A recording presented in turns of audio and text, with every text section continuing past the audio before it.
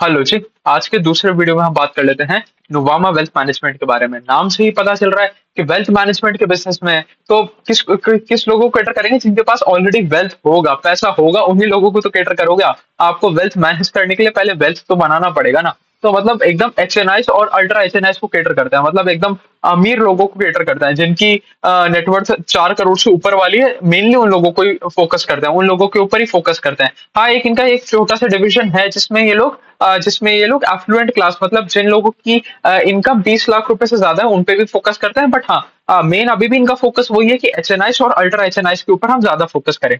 तो चलिए हम शुरू कर लेते हैं इनका मार्केट कैप से। तो रफली रफली 23,000 करोड़ रुपीज के आसपास का इनका मार्केट कैप है। और अब देखो, अब हम समझ लेते हैं बिजनेस मॉडल क्या क्या है, किस किस तरीके से इनके बिजनेस वर्टिकल्स डिवाइडेड हैं, कैसे किस किस तरीके से बने हुए हैं। देखो, 4 मेजर बिजनेसेस हैं इनके पास। एक तो है नुवामा एसेट मैनेजमेंट। ये तो अभी बिल्कुल नया नया चालू हुआ है, ये तो अभी घाटा ही कर रहा है, अभी ये प्रॉफिटेबल भी नहीं है। एक है हमारा नुवामा प्राइवेट। नुवामा प्राइवेट किसको कैटर करता है? एकदम अल्ट्रा एचएनआईस को, जिन लोगों की नेटवर्थ 20 करोड़ रुपए से ज्यादा है, ये लोग उन लोगों को कैटर करते हैं। अब देखो, ये ऑलमोस्ट कांस्टेंट इनकम है। ये कभी भी ऐसा नहीं होगा कि बुल मार्केट में आ रही है, बेर मार्केट में चली जाएगी। हाँ, इसमें फर्क जरूर पड़ेगा, मतलब ऐसा नहीं होगा कि गायब हो जाएगी, 70-80% नीचे गिर जाएगी। ऐसा कभी नहीं होगा। क्यों? देखो, समझो। ये अल्ट्रा एचएनआई को केटर कर रहा है, तो अल्ट्रा एचएनआई को केटर कर रहा है, मतलब उसके पास 20, 30, 40, 50 करोड़ रुपए होगा। और ये लोग अपना कमीशन लेते हैं एयूएम के साइज पे, कितना हम मैनेज कर रहे हैं, एसेट अंडर एडवाइजरी कितना है। तो जितना अब आपका एसेट अंडर एडवाइजरी तो कोई बहुत ज्यादा रेट पे गिरेगा नहीं ना, बट हाँ, जितना मार्केट गिरेगा उससे थोड़े से कम ही रेट पे गिरेगा। क्योंकि जब आप वेल्थ मैनेजमेंट सर्विसेज प्रोवाइड करते हो, तो आप सब खिचड़ी बना के चलते हो कि मैंने 10% बॉन्ड ले लिए, 10% एफडी कर दी, 20% मेरा लिक्विड पड़ा हुआ है, 30% इक्विटी में डाला था, बचा हुआ 20% प्रॉपर्टी में लगा हुआ है। तो वेल्थ मैनेजमेंट सर्विसेज का मतलब हो गया आप पूरा फैला के बैठ रहे हो। तो वेल्थ मैनेजमेंट सर्विसेज में ये लोग इसी तरीके का काम करते हैं कि जो एकदम अमीर लोग हैं ना, अमीर लोगों के पास जाते हैं और उनको हैंड होल्डिंग करके सारी की सारी चीजें करा दें कि सर आप ये वाली इंश्योरेंस पॉलिसी ले लो, आप इस वाले फंड में पैसा डाल दो, आप ये वाला स्टॉक खरीद लो, आप इतनी की एफडी बुक करा लो, इतना आप लिक्विड फंड रखो, इतना आप अपना गवर्नमेंट सिक्योरिटीज में पैसा डाल दो। तो ये सारी चीजें इनको वेल्थ मैनेजमेंट वाले डिविजन में करानी होती है। तो ये तो एकदम स्टिकी बिजनेस है, क्योंकि आप ऐसा तो है नहीं कि बेयर मार्केट आ गया तो आपका क्लाइंट भग जाएगा। आपको बाकी सारी सर्विसेज भी तो उसको देनी ही पड़ेगी ना। उसको तो अपना जो उसके पास एसेट्स पड़े हैं उसको मैनेज कराने के लिए किसी ना किसी को पकड़ना ही पड़ेगा। तो हाँ, जरूर ये है कि भाई जो इक्विटी वाले एसेट्स थे आपके, वो थोड़े से कम हो जाएंगे। तो हाँ, थोड़ी सी कमाई कम हो जाएगी आपकी। बट कोई बहुत ज्यादा ऐसा नहीं होगा जैसे जो बाकी सारे सेगमेंट्स में होता है कैपिटल मार्केट लिंक, कि भाई आपका 70-80% के आसपास का रेवेन्यू गायब हो गया। तो वो इस वाले सेगमेंट में तो नहीं होगा। तो हमने क्या समझा? सबसे पहले कि हमने समझा नुवामा प्राइवेट के बारे में। तो नुवामा प्राइवेट केटर करता है एकदम अल्ट्रा एचएनआईस को, और एसेट अंडर एडवाइजरी के ऊपर कमीशन लेता है, जिससे इनकी कमाई होती है। तो ये थोड़ा सा स्टिकी बिजनेस है। दूसरा इनका वर्टिकल है नुवामा वेल्थ। नुवामा वेल्थ क्या करता है? ये एचएनआईस को और एफ्लुएंट क्लास को केटर करता है। अब एफ्लुएंट क्लास तो हो गया जो जिसकी सालाना कमाई 20 से 30 लाख रुपए के आसपास की है। तो एफ्लुएंट क्लास हो गया। एचएनआईस क्या कौन से लोग हो गए? हाई नेटवर्थ इंडिविजुअल कौन से लोग हो गए? जिनके पास 3-4 करोड़ से ज्यादा के एसेट्स हैं, ज्यादा की नेटवर्थ है। तो वो हो गए हमारे एचएनआईस। तो ये इन लोगों को वेटर करते हैं। इन लोगों को क्या क्या सर्विसेज प्रोवाइड करते हैं? जो मतलब देखो, एचएनआईस को तो ऑलमोस्ट वही सारी सर्विसेज प्रोवाइड करते हैं जो अल्ट्रा एचएनआईस को करते हैं। एफ्लुएंट क्लास को क्या करते हैं? ये इनका म्यूचुअल फंड का डिस्ट्रीब्यूशन का मॉडल है कि आप ये वाला फंड खरीद लो, ये वाला बेच दो, इसको खरीद लो, इसको बेच दो, ये सारी चीजें करते हैं। उनके साथ भी कुछ सर्विसेज वही वाली करते हैं। तो ये तो हो गया हमारा एफ्लुएंट का और एचएनआईस का। फिर एक इनका तीसरा वाला सेगमेंट है कैपिटल मार्केट का सेगमेंट। और कैपिटल मार्केट का सेगमेंट ही इनका बहुत जबरदस्त पेस पे ग्रो कर रहा है। अगर आप देखोगे तो हाँ, बाकी सारे सेगमेंट्स में भी ग्रोथ है, बट सारी जो मेजर ग्रोथ आ रही है वो आ रही है हमारे कैपिटल मार्केट वाले सेगमेंट से। और ये बहुत ज्यादा, मतलब इसको इसको बहुत ज्यादा इफेक्ट पड़ेगा जब आपका बेयर मार्केट आएगा। तो ये कंप्लीटली लिंक्ड है विद द कैपिटल मार्केट्स की। अगर बुल मार्केट है तो ये कैपिटल मार्केट्स वाला डिवीजन बहुत बढ़िया कर रहा है। जो पहले करीबन 20% के आसपास का कंट्रीब्यूशन किया करता था, अब 50% के आसपास का कंट्रीब्यूशन करता है। और मतलब ये क्वार्टर ऑन क्वार्टर लेवल पे इतना जंप आ रहा है, इसका मतलब कैपिटल मार्केट वाला बिजनेस बहुत ही बढ़िया कर रहा है। और जब बेयर मार्केट आएगा तब सबसे ज्यादा हिट भी इनके कैपिटल मार्केट वाले डिवीजन पे ही होगा। क्योंकि जो हमने जैसे पहले भी देखा कि आप जब वेल्थ मैनेजमेंट सर्विसेज प्रोवाइड करते हो तो ये सर्विसेज थोड़ी सी स्टिकी होती हैं। ऐसा नहीं होता कि कोई क्लाइंट आपका भग जाए कि भाई अब तो बेयर मार्केट आ गया, अब मेरे को वेल्थ मैनेजमेंट की जरूरत नहीं है, जब अगली बार बुल मार्केट आएगा तब देखेंगे। तो wealth management is a sticky business. Customer आपके साथ टिका रहता है, आपको पैसा मिलता रहता है। बट ये जो कैपिटल मार्केट वाला बिजनेस है, ये इतना स्टिकी नहीं है। ये तो जो हम बाकी सारे जितने भी कैपिटल मार्केट लिंक बिजनेसेस पढ़ के आ रहे थे ना, ये तो उन्हीं की तरह है कि यहाँ पर जैसे बेयर मार्केट आएगा, ये वाला इस वाले बिजनेस सेगमेंट की हवा टाइट हो जाएगी। तो ये चीज में हमने समझ लिया। अब देख लेते हैं हम इनके नंबर्स कैसे आए। इनका टॉप लाइन बढ़ा, मतलब रेवेन्यू बढ़ा इनका 60% ऑन अ वाई लेवल, मतलब बहुत ही बढ़िया ग्रोथ। आप देख लो आनंद राठी भी इसी के आसपास बढ़ रहा था, 40-50% के आसपास ही बढ़ा था। और मुवामा और भी आगे और भी ज्यादा पेस पे बढ़ा, वो 60% के आसपास किसने टॉप लाइन ग्रोथ दिखाया। मतलब बहुत बढ़िया सेट ऑफ नंबर्स। और ऑपरेटिंग लेवरेज भी मिला था, क्योंकि इनका क्या खर्चा होता है, कि आपने प्लेटफॉर्म बना लिया उसका खर्चा है, दूसरा आपका जो रिलेशनशिप मैनेजर्स बैठा रहे हो आप उसका खर्चा है। रिलेशनशिप मैनेजर, अब आप देखो, जो आप एफ्लुएंट क्लास को रिलेशनशिप मैनेजर असाइन करोगे, वो ये होगा कि 100-200 क्लाइंट एक ही रिलेशनशिप मैनेजर के पास होंगे। बट जो आप अल्ट्रा एच एन आईज के लिए रिलेशनशिप मैनेजर हायर करोगे, उनके पास हो सकता है कि एक के पास सिर्फ 10 ही क्लाइंट हो, क्योंकि जब वो आपको ज्यादा पेमेंट कर रहा है, अल्ट्रा एच एन आई आपको ज्यादा पेमेंट कर रहा है, तो वो आपको ज्यादा सर्विसेज भी मांगेगा। वो आपको कुछ फोकट का पैसा नहीं दे रहा। तो वो अगर अगर अगर आपने आपके आरएम को 100 अल्ट्रा एचएनआई के कॉन्टैक्ट्स दे दिए, तो फिर आपका अल्ट्रा एचएनआई को आप ढंग से सर्विस ही नहीं कर पाओगे, क्योंकि इनको बिल्कुल हैंड होल्डिंग चाहिए होती है कि भाई अब आप ऐसे करो, अब आप ऐसे करो, आप इतना करो, अब आप इतना करो। तो बेसिकली यही है कि आप नए से नए रिलेशनशिप मैनेजर्स ऐड करते जाओ, जैसे जैसे आपके क्लाइंट में एडिशन, क्लाइंट का पेस बढ़ रहा है, क्लाइंट का एडिशन बढ़ रहा है, तो इसी तरीके से आपको रिलेशनशिप मैनेजर्स भी ऐड करते रहने पड़ेंगे। और उसके बाद हमें इसमें एक और चीज देखनी है कि रिलेशनशिप मैनेजर्स का अल्टरेशन कितना है। मतलब देखो क्या होता है कि सपोज सपोज मैं एक एचएनआई हूँ, तो एक मैं एचएनआई हूँ, और मैं जाके जब फर्स्ट टाइम मैंने किसी किसी भी कंपनी को अपना पैसा दिया, अपना एसेट अंडर एडवाइजरी दिया, मतलब उनको उनका उनका एसेट अंडर एडवाइजरी बढ़ाया, तब तो मैं गया था ब्रांड के नाम पे कि भाई मैं नुवामा में पैसा डालने जा रहा हूँ, मैं नुवामा के साथ काम करने जा रहा हूँ। बट एक बार पैसा डाल दिया तो नुवामा का नाम वहां पर खत्म हो जाता है। उसके बाद सारी की सारी चीजें होती हैं हमारी रिलेशनशिप मैनेजर के साथ, कि वही मेरे को फोन करेगा, अगर मेरे को कोई डाउट है तो मैं उसको फोन करूंगा, तो हम दोनों का एक पर्सनल कनेक्ट बन जाता है, एक रिलेशनशिप बन जाता है। तो अब फॉर सपोज जो मेरा रिलेशनशिप मैनेजर था, वो नुवामा छोड़ के भाग जाता है, और सपोज उसने मेरे को 1 साल केटर किया था, तो 1 साल केटर किया था और वो मेरे को छोड़ के भाग जाता है, तो अब मेरे को उस आदमी पे ट्रस्ट है, वो मेरा पोर्टफोलियो पिछले 1 साल से ढंग से मैनेज कर रहा था, और उसमें मेरे को जितना भी सपोज एक्सपेक्टेड से ज्यादा रिटर्न बना के दिया, या जो मैं मेरी एक्सपेक्टेशंस थी उससे ज्यादा अच्छा काम करके दिया, तो मैं उसके साथ शिफ्ट हो जाऊंगा।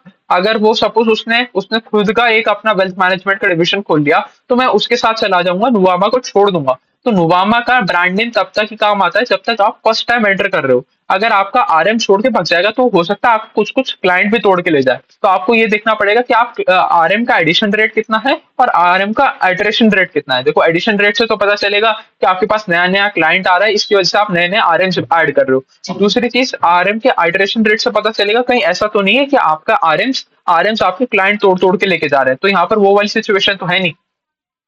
और आरएम का एडिशन रेट की बात करूं, तो इन्होंने अपने अल्ट्रा एचएनआई कैटेगरी में 40% के आसपास का इंक्रीज किया on a Y level in RMs. और अगर अपने वेल्थ मैनेजमेंट की बात करूं, वेल्थ मैनेजमेंट में ज्यादा क्लाइंट्स होते हैं एक ही आरएम के पास। वेल्थ मैनेजमेंट में शायद 150 से 200 क्लाइंट होते हैं एक ही आरएम के पास, और वहीं जो वो अल्ट्रा एचएनआई वाला सेगमेंट था, जो प्राइवेट वाला सेगमेंट था, वहां पर 10 से 15 क्लाइंट्स ही होते हैं एक आरएम के पास। तो अपने वेल्थ मैनेजमेंट वाले डिवीजन में इन्होंने वेल्थ में जो नुवामा वेल्थ वाले डिवीजन में इन्होंने 15-20% के आसपास से इंक्रीज किया अपने आरएम्स को, तो यहाँ पर भी कोई दिक्कत वाली बात है नहीं। अब आ जाते हैं हम एक एक सेगमेंट का देख लेते हैं क्या क्या कहानी चल रही है। अच्छा, उससे पहले अगर मैं बात करूं, जो टोटल कंपनी का एयूएम था, टोटल कंपनी का AUM was up 50% on a Y level. Nuvama wealth का जो एचएनआई और एफ्लुएंट क्लास को केटर करता है, उनका was up 45% on a Y level. Nuvama private जो अल्ट्रा एचएनआई को केटर करता है, वो अप था by 31% on a Y level. और नुवामा एसेट मैनेजमेंट, ये बहुत छोटा सा ही बिजनेस है, अभी अभी स्टार्ट हुआ है, अभी कोई सिग्निफिकेंट कंट्रीब्यूशन भी नहीं कर रहा, और ये तो अभी घाटा ही कर रहा है। अभी तो शायद ये, जहां तक मेरे को याद आ रहा है, प्रॉफिटेबल भी नहीं। तो ठीक है, ये भी समझ लिया। हमने वो भी देख लिया था कि पार्ट इनका ज्यादा पेस पे बढ़ा, तो इनका टॉप लाइन बढ़ा था 60% पे, और पार्ट इनका बढ़ा है 133% पे। क्यों? कंपनी को ऑपरेटिंग लेवरेज मिला, क्योंकि कंपनी का तो दो ही कॉस्ट है, एक तो प्लेटफॉर्म का कॉस्ट है और दूसरा रिलेशनशिप मैनेजर का कॉस्ट है। तो यहाँ पर भी कंपनी को ऑपरेटिंग लेवरेज भी मिल रहा है, बहुत बढ़िया बात है। और इसी की वजह से आप देखोगे इनका कॉस्ट टू इनकम नीचे आ रहा है, क्योंकि आप ज्यादा रेवेन्यू कर रहे हो और खर्चा कम कर रहे हो, तो कॉस्ट टू इनकम भी आपका कम हो गया है। और आपका आरओई बढ़ रहा है। और कभी भी अगर आपको सिर्फ एक ही मैट्रिक देखना हो कि भाई एक मैट्रिक बता दो जो अगर मैं ट्रैक करूं तो मोर और लेस मेरा इन्वेस्टमेंट डिसीजन 60-70% सही हो जाएगा, तो वो होगा आपका आरओई। अगर आरओई का डायरेक्शन सही ट्रेंड में है तो मोर और लेस कंपनी में सारी चीजें ठीक ही हो रही होंगी। फिर आ जाती है बात पेस ऑफ ग्रोथ है, फिर आपको पेस ऑफ ग्रोथ कंपेयर करना पड़ेगा कि भाई क्या ये fastest growing company in the segment है या नहीं। बट अगर हाँ, अगर आरओई ऊपर की तरफ जा रहा है तो कंपनी में कुछ गड़बड़ होने के चांसेस काफी काफी हद तक कम हो जाते हैं। देखो ट्रैक तो करना पड़ेगा, मेहनत तो करनी पड़ेगी, फोकट में तो कुछ भी मिलता नहीं है हमें। अब आ जाते हैं हम, अगर मैं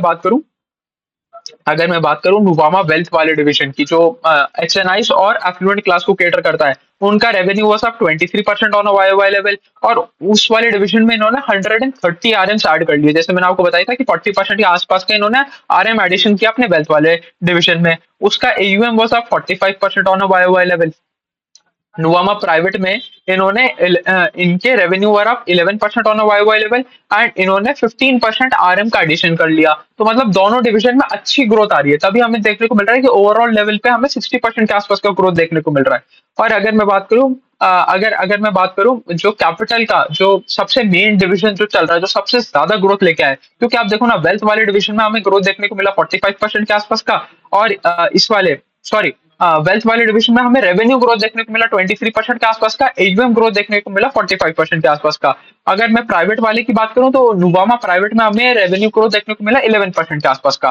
तो दो तीन नंबर आ गए हमारे पास, एक बार वापस रिवाइज कर लेते हैं थोड़ा सा कंफ्यूजन ना हो इसीलिए। देखो हमारे पास revenue growth of Nuvama wealth is 23%, Nuvama private is 11% and Nuvama capital market is 153%, 1.5 गुना हो गया। तो जो हम टोटल कंपनी का रेवेन्यू देख रहे हैं ना कि 60% बढ़ा, वो सारा का सारा यहीं से आ रहा था ग्रोथ।